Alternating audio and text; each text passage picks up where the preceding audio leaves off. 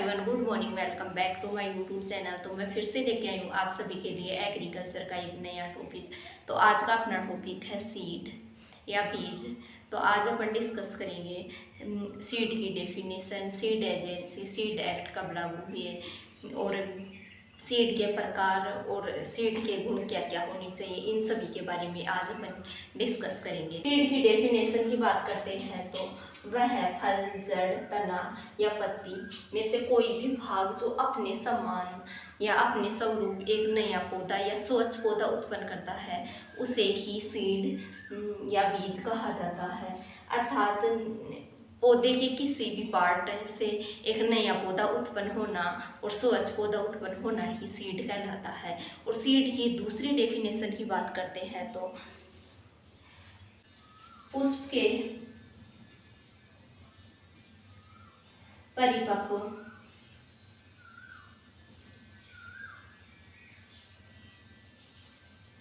बीजाणु को सीड कहते हैं।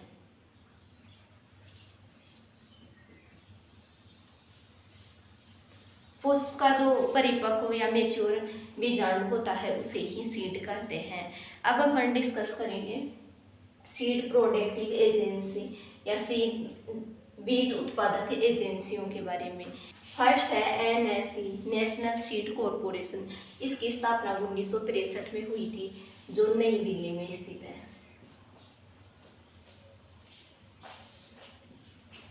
सेकेंड एजेंसी है RSSC, Rajasthan state seed corporation agency. तो इसकी स्थापना 28 मार्च 1978 को हुई थी, जो जयपुर में स्थित है। थर्ड एजेंसी है राजस्थान राज्य बीज एवं जैविक प्रमाणीकरण संस्था, जिसकी स्थापना 1977 में हुई थी। यह भी जयपुर में स्थित है।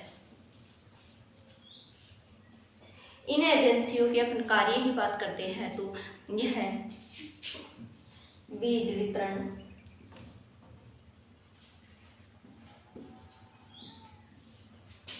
और बीज बनाने का कार्य करती है।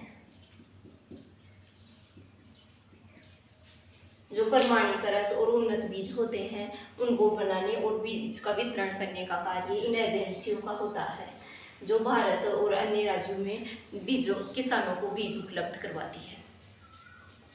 अब अपन डिस्कस करेंगे सीड एक्ट। सीड एक्ट जो बना था या घोषित हुआ था वो 29 दिसंबर 1966 को, लेकिन बीज एक्ट लागू हुआ था 2 अक्टूबर 1969 को। और बीज नियंत्रण आदेश 1983 में बना था, और बीज नीति है वो 2002 में बनी थी। अब अपन डिस्कस करेंगे उन्नत बीजों के गुण। तो उन्नत बीजों के क्या क्या गुण होने चाहिए। तो जो प्रमाणीकृत या उन्नत बीज होते हैं वो स्थानीय किस्मों की तुलना में 10 से 15%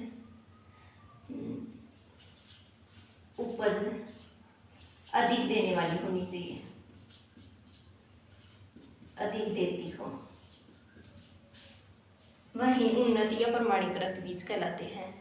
तो फर्स्ट है जेनेटिक प्योरिटी, अर्थात उन्नत बीजों और प्रमाणीकृत बीजों की जेनेटिक प्योरिटी या आनुवंशिक शुद्धता कितनी होनी चाहिए। तो जो उन्नत बीज होते हैं उनकी जेनेटिक प्योरिटी 99% होनी चाहिए। तो अब हम बात करेंगे जेनेटिक प्योरिटी किसे कहते हैं। जो बुआई के लिए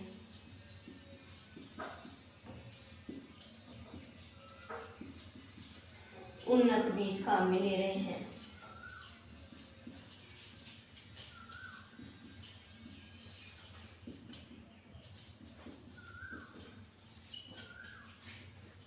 उनमें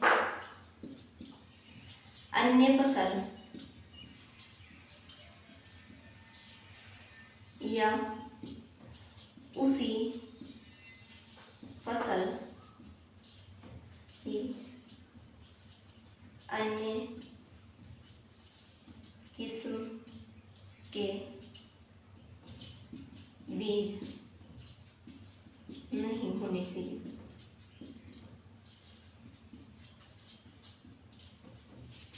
अर्थात अर्थात जो भी बीज अपन खेत में बुआई कर रहे हैं उनमें अन्य फसल के बीज या उसी फसल की अन्य किस्म के बीज नहीं होने चाहिए। वही बीज की जेनेटिक प्योरिटी या आनुवंशिक शुद्धता कहलाती है। और जो बीज की जेनेटिक प्योरिटी होती है उसे ग्रो आउट टेस्ट से ज्ञात करते हैं। और जब मुख्य फसल में किसी अन्य फसल के पौधे उग जाते हैं तो उसे ऑफ टाइप प्लांट कहते हैं। और उनको हटाना रोगिंग कहलाता है।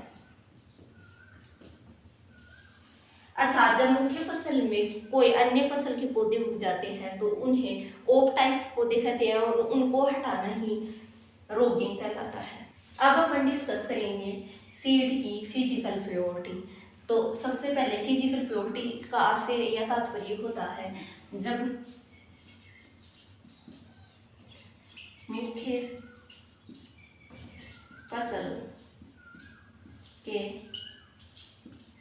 सीड्स में बीड के सीड या अन्य फसल के सीड्स या कंकड़ पत्थर मिल जाते हैं।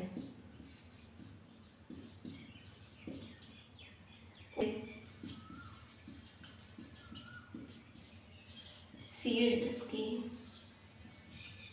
फिजिकल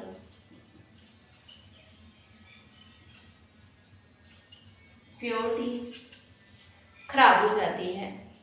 अर्थात फिजिकल प्योरिटी से आशय है कि जो भी बीज अपन बुआई के लिए काम में ले रहे हैं उसमें वीड के सीड या अन्य फसल के सीड या कंकड़ पत्थर नहीं होने चाहिए। अगर उसमें कंकड़ पत्थर या वीड के सीड या अन्य फसल के सीड हैं तो उन बीजों की फिजिकल प्योरिटी खराब हो जाती है। और फिजिकल प्योरिटी बीजों की 98% होनी चाहिए।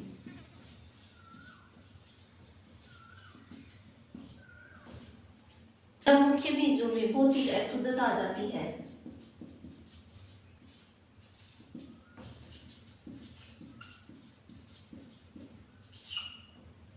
तो उसे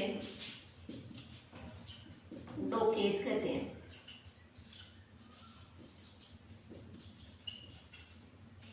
अर्थात मुख्य बीजों में जब कंकड़ पत्थर या वीट के बीज मिल जाते हैं तो उसे ही डोकेज कहते हैं। अब अपन डिस्कस करेंगे सीड वीगर। सीड वीगर या बीज ओज से तात्पर्य है बीज की उम्र,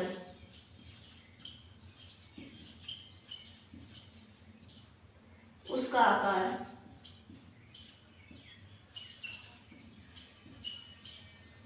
और क्रियात्मक स्वास्थ्य।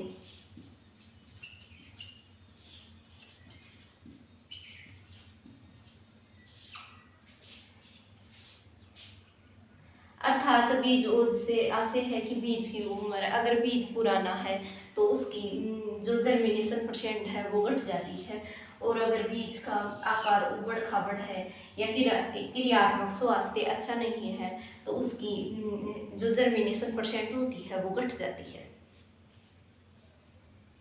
अब अपन डिस्कस करेंगे हाई जर्मिनेबिलिटी अर्थात उच्च अंकुरण क्षमता। जो उत्तम बीज होते हैं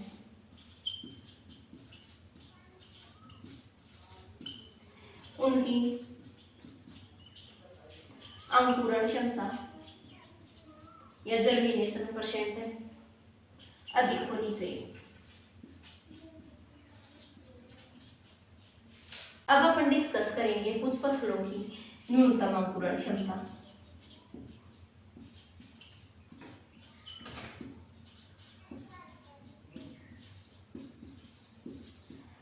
जो फसलों की अंकुरण क्षमता होती है वो सभी फसलों की अलग अलग होती है। तो फर्स्ट है संकर मक्का की, तो संकर मक्का की सबसे ज्यादा होती है 90%। सेकेंड है जो गेहूँ, सरसों, चना, टमाटर, टमाटर भी संकर टमाटर, इसकी होती है 85%। तीसरा है धान, ज्वार, तिल, बरसीम और रेजिका, तो इसकी न्यूनतम अंकुरण क्षमता होती है 80%। चौथा है बाजरा, मूंग, मोठ, चमला, बैंगन और मटर, तो इनके न्यूनतम अंकुरण क्षमता होती है 75%। पांचवा है मूंगफली, सूरजमुखी, सोयाबीन, गंवार, प्याज और टमाटर, संकुल टमाटर, जिसकी अंकुरण क्षमता होती है 70%। छठवा है कपास और भिंडी, इनकी अंकुरण क्षमता होती है 65%। और गाजर, मिर्च, पालक और कद्दू वर्गीय जो फसल होती है उनकी अंकुरण क्षमता होती है 60%, इनकी सबसे कम होती है।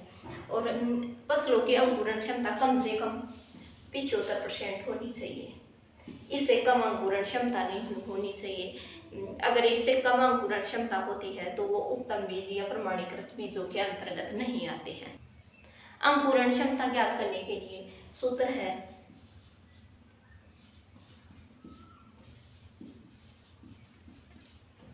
प्रतिशत बराबर अंकुरित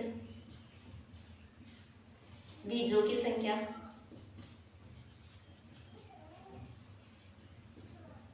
अपॉन कुल बोए गए बीज इंटू 100।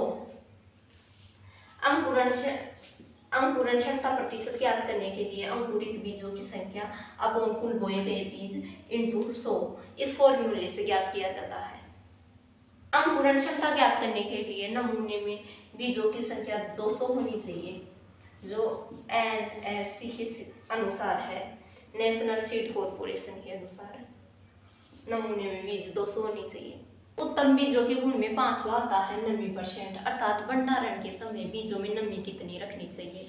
अनाज वाली फसलें हैं उनके दानों में भंडारित करते समय 10 से 12% नमी होनी चाहिए, और जो दलहनी फसलें हैं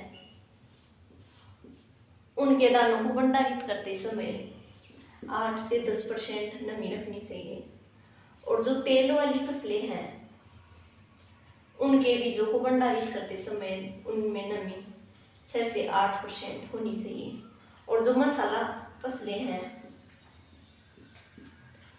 उनके दानों को भंडारित करते समय उनमें नमी की मात्रा 6% से कम होनी चाहिए। तो अलग अलग फसलों के बीजों में अलग अलग नमी की मात्रा होनी चाहिए। उत्तम बीजों की छठी विशेषता है रियल वैल्यू या वास्तविक उपयोगी मान। तो रियल वैल्यू निकालने के लिए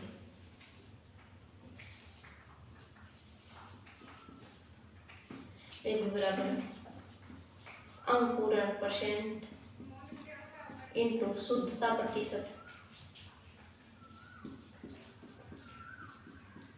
अपॉन 100।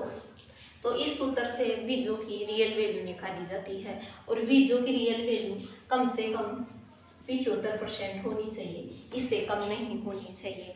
अगर इससे कम है तो वह है उत्तम बीजों या प्रमाणीकृत बीजों के अंतर्गत नहीं आते हैं। उत्तम बीजों की सातवीं विशेषता है बीजों की जीवन क्षमता।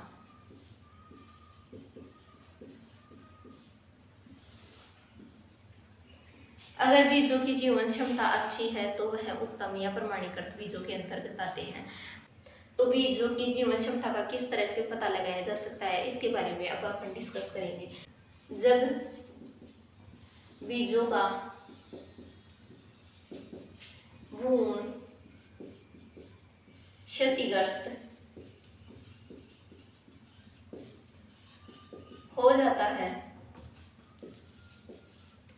बीजों की जीवन क्षमता घट जाती है या नष्ट हो जाती है। बीजों की जीवन क्षमता के लिए फर्स्ट परीक्षण है टेट्राजोलियम टेस्ट।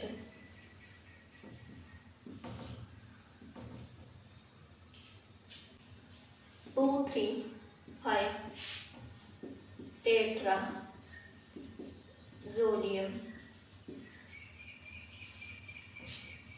क्लोराइड या ब्रोमाइड। रसायन की 1% मात्रा ली जाती है।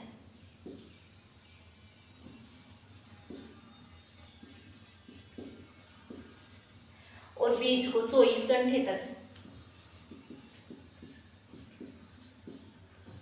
डुबो के रखते हैं।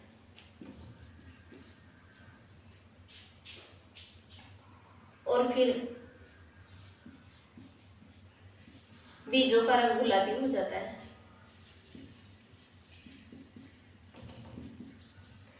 और जो मर्द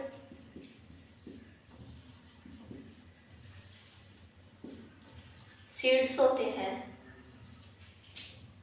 वो रंगहीन रहते हैं। अर्थात टेट्राजोलियम टेस्ट में 2, 3, 5 टेट्राजोलियम क्लोराइड या ब्रोमाइड रसायन काम में लेते हैं, जिसकी 1% मात्रा काम में ली जाती है। और बीजों को 24 घंटे तक डुबो के रखा जाता है। अगर बीजों का रंग गुलाबी हो जाता है तो उनकी जीवन क्षमता अच्छी है, और अगर बीजों का रंग नहीं बदलता है तो वो मृत बीज है। टेट्राजोलियम जो टेस्ट होता है उसे जैविक टेस्ट के नाम से जाना जाता है। बीजों की जीवन क्षमता ज्ञात करने के लिए दूसरा टेस्ट है पोटेशियम परमैंगनेट टेस्ट या KMnO4 टेस्ट। इसमें बीजों को KMnO4 के घोल में डुबोया जाता है। अगर बीजों का रंग बदल जाता है तो वो मृत बीज होते हैं, और जब बीजों का रंग नहीं बदलता है तो वो जीवित बीज होते हैं। इस तरह से पोटेशियम परमैंगनेट टेस्ट से बीजों की जीवन क्षमता ज्ञात की जाती है। तीसरा है बीजों की जीवन क्षमता ज्ञात करने के लिए ग्रोडेक्स परीक्षण। आज का टॉपिक अपना यहीं कंप्लीट होता है। नेक्स्ट क्लास में अपन पढ़ेंगे सीड ग्रोडेक्शन।